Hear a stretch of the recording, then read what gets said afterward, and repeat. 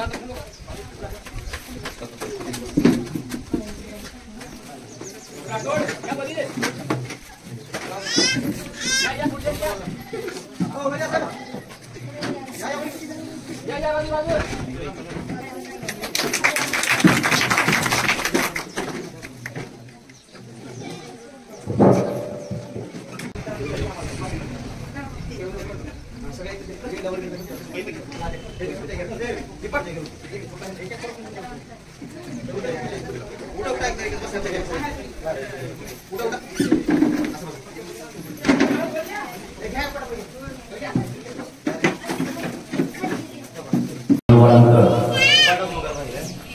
ठिकाणी शास्त्रीपणाच्या माध्यमातून स्वागत करून हा कार्यक्रम या ठिकाणी आपण संपन्न करत आहोत। आज बालाजी चंद्रकांत गायकवाड आपल्या आपण स्टेजवर येतो।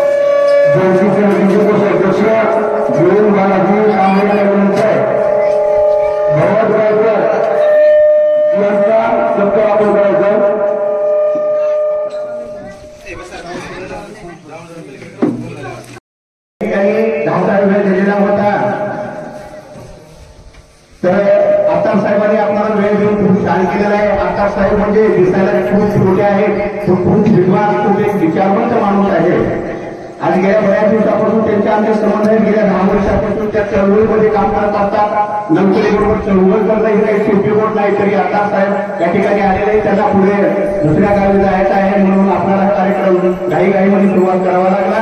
या ठिकाणी मी थांबून सरांना मी विनंती करतो ते सर आपले अमूल्य विचार या ठिकाणी ठेवले।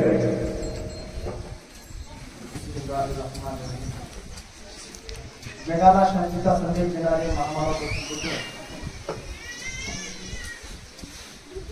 छत्रपती शिवाजी महाराजांना गाथाच्या माध्यमातून प्रबोधन करणारे संत तुकाराम महाराज,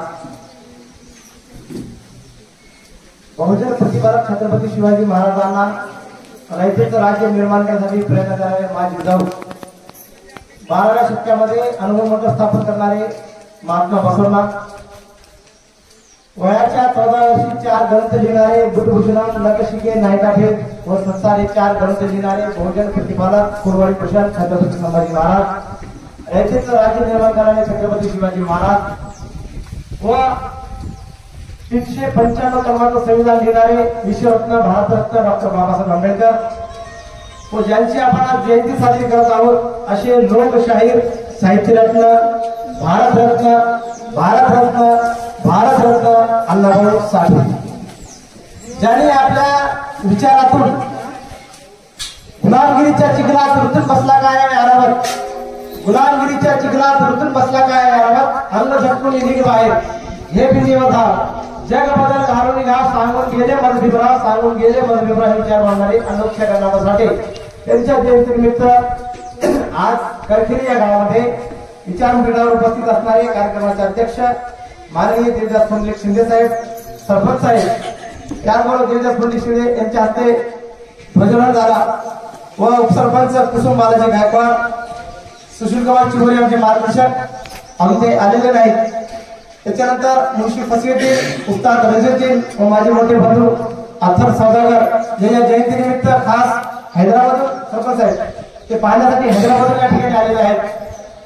त्यानंतर या जयंतीच्या माध्यमातून जयंती समितीचे कैलास गोविंद गायकवाड, रोहित मोहन गायकवाड, बालाजी चंद्रकांत गायकवाड, तुकाराम काशीनाथ गायकवाड, गोविंद बालाजी गायकवाड, खंडोरेंद्र गायकवाड, नामदेव युवराज गायकवाड व माझ्या सर्व भगिनी व या जयंती समितीमध्ये यांनी विशेष अशा पद्धतीने कामगिरी केलेली आहे।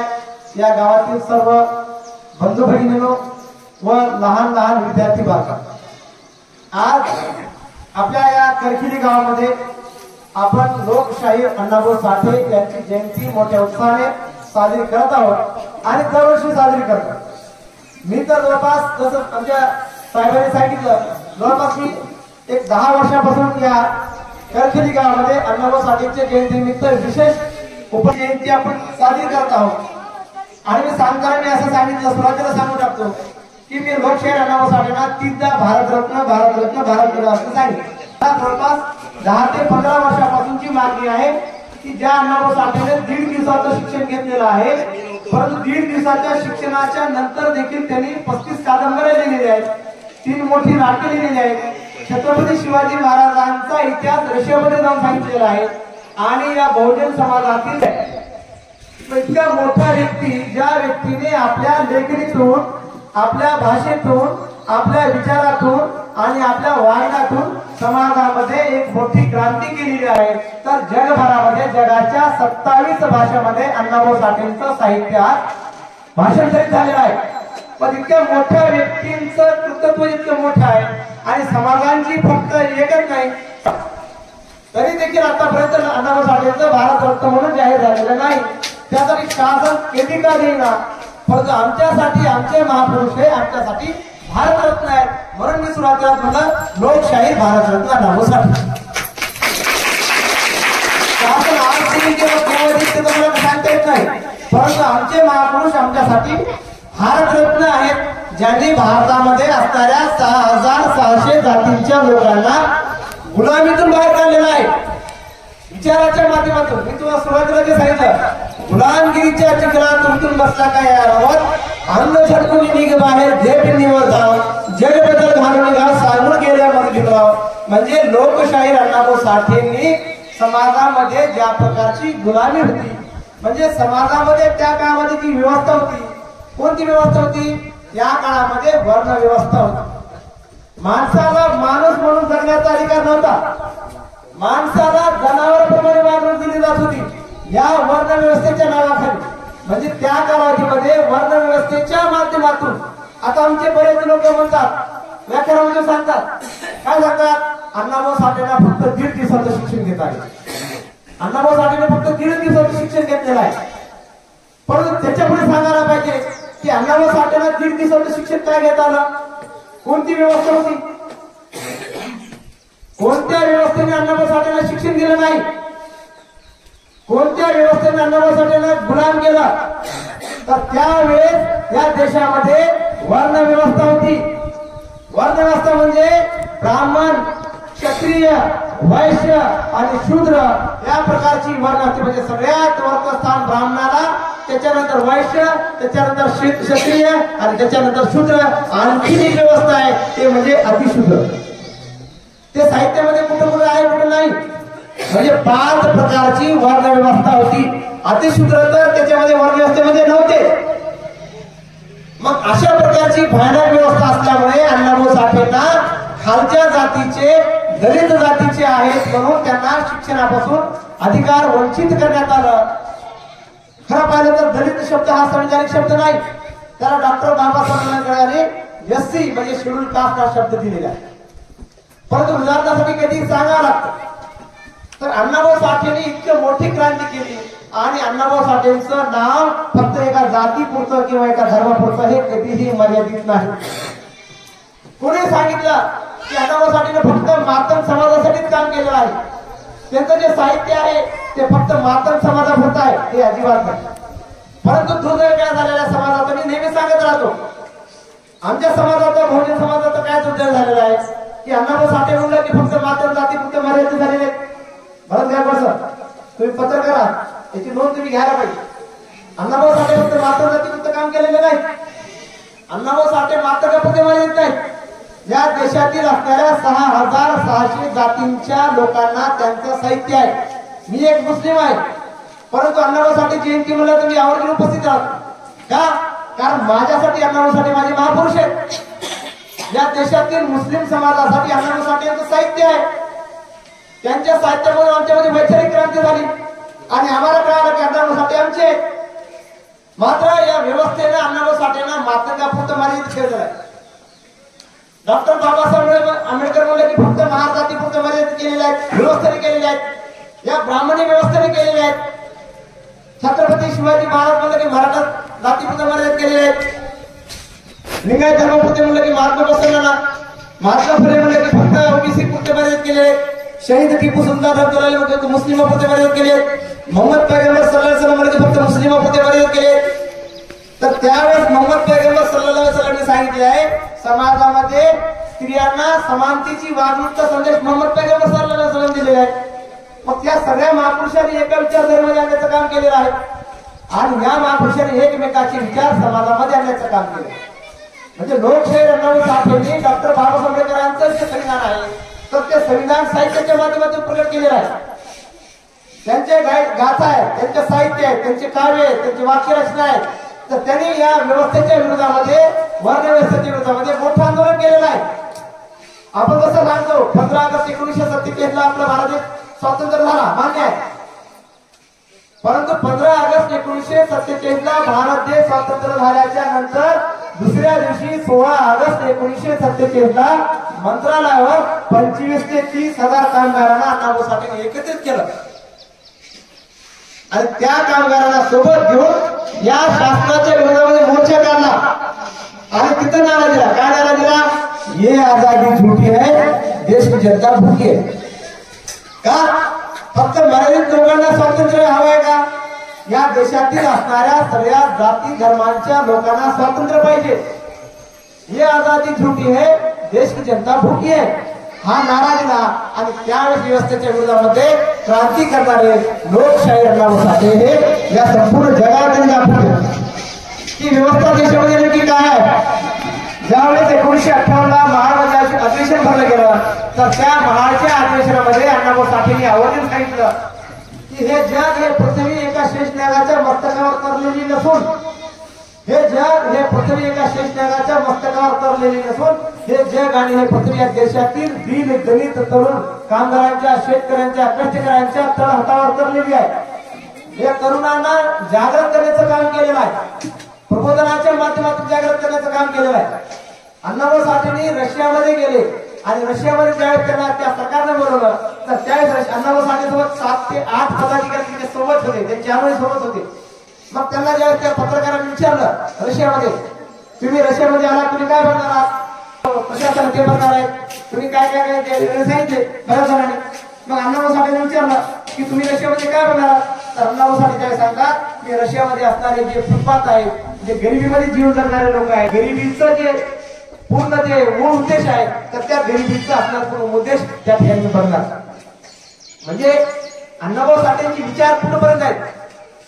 म्हणजे अण्णाभाऊ साठे सांगतात जसं माझ्या देशामध्ये गरिबी आहे तर तसं हे छत्रपती शिवाजी महाराज यांचा जो इतिहास आहे, संपूर्ण जे साहित्य आहे, ज्या छत्रपती शिवाजी महाराजांनी देशामध्ये रयतेचं राज्य निर्माण केलेलं होतं, सगळ्या जाती धर्मांच्या लोकांना त्यांनी एकत्रित करण्याचं काम केलेलं होतं।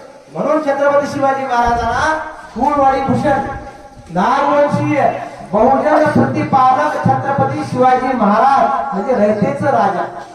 तर तो सगळा इतिहास अण्णाभाऊ साठेंनी रशियामध्ये आणि रशियाच्या लोकांना छत्रपती शिवाजी महाराज समजून सांगण्याचं काम केलं। मग अण्णाभाऊ साठेंनी कादंबऱ्याच्या माध्यमातून या गरिबीवर जे आहे, ही जी परिस्थिती आहे, लोकांची जी गुलामीची मानसिकता आहे, गुलामाला गुलामीची जाणीव करून द्या, तो बंद करून उठेल, पण लोकांना गुलामीची जाणीव नाही। मग अण्णाभाऊ साठेंनी दाखवून दिलं आपल्या साहित्याच्या माध्यमातून, या देशामध्ये वर्णव्यवस्थेच्या माध्यमातून स्त्रियांना सती प्रथेच्या नावाखाली कोण गुलाम केलं,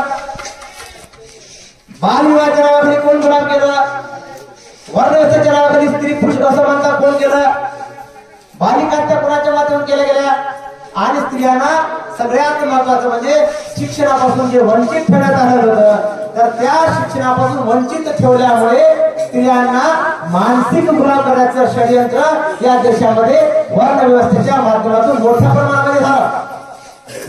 तर ते साहित्याच्या माध्यमातून आणि प्रबोधनाच्या माध्यमातून जागृतीच्या माध्यमातून अण्णाभाऊ साठेंनी समाजाला दाखवून दिलं की शिक्षणामुळे समाजामध्ये बदल करता येतो.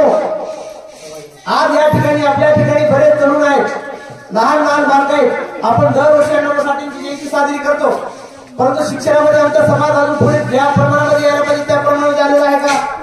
आणखीन आलेला नाही. आणखीन आम्ही मानसिक गुलामीमध्ये येत आहोत. आता इथं बसणाऱ्यापैकी पुढे विचारलं 10वी मध्ये कोण कोण आहे? एक 4-5 जण. 10वी मध्ये. 12वी मध्ये कोण? आता 12वी मध्ये कोण आहे? इथं मुलीमध्ये आणि विद्यार्थ्यांमध्ये 12वी मध्ये कोण हात वर करा. कोण कोण 12वी मध्ये? 1 2 विद्यार्थ्यांमध्ये. मुलामध्ये 2 मुली 12वी मध्ये. बीए मध्ये कोण कोण आहे? ग्रॅज्युएशन मध्ये कोणी आहे का बसलेल्यापैकी? 1. त्यांचं स्वागत करायला टाळ्यामध्ये त्यांचं स्वागत करायला.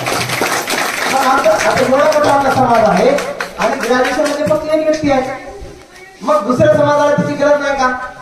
आपण म्हणतो काय भाषण म्हणतो काय म्हणतो काय शिक्षण हे भाषणाचं दूध आहे, जो फेल तो गुरुकुलाशिवाय राहणार नाही. मग आपण शिक्षणच घेणार नाही, मग पुढे गुरु करणार. शिक्षण घ्यायचं प्रमाणात गुरुकुलाचं प्रश्न नाही. मग शिक्षणामध्ये आमचा समाज पुढे यायला पाहिजे ना. शिक्षणाच्या माध्यमातून समाजामध्ये परिवर्तन करायला पाहिजे. जसं आता मी 10 वर्षापासून बघतो आमची मामा त्यांची चळवळ आहे. जसं सरपंच आहे, आता त्याला एका ठिकाणी अर्जंट जायचं होतं तरी पण म्हणजे जाणीव आहे.